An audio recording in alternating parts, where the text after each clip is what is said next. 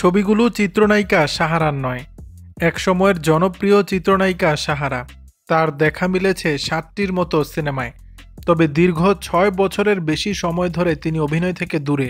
প্রিয়া আমার প্রিয়া ছবির শাকিব খানের এই নায়িকা যে আর অভিনয়ে ফিরবেন না সে কথা আগেই জানিয়েছিলেন তার স্বামী মাহবুবুর রহমান মনির।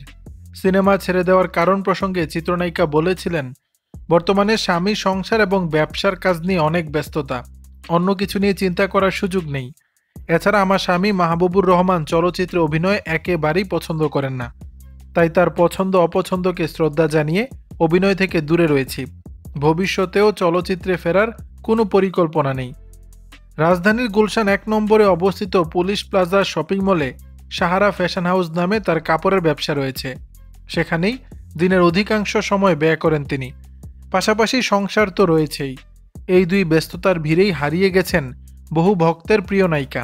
তবে আকস্মিকভাবে সামাজিক মাধ্যম ফেসবুকে সরব হতে দেখা যায় এই নায়িকাকে। একের পর এক ছবি পোস্ট করতে থাকেন।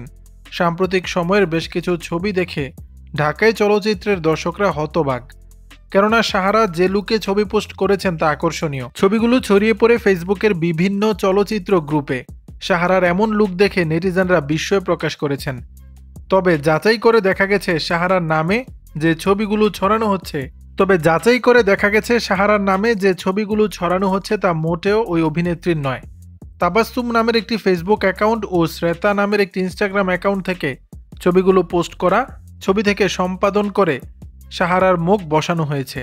খোঁজ নিয়ে জানা গেছে সাহারার নামে যে ফেসবুক অ্যাকাউন্ট থেকে ছবিগুলো পোস্ট করা হয়েছে সেটিও ভুয়া।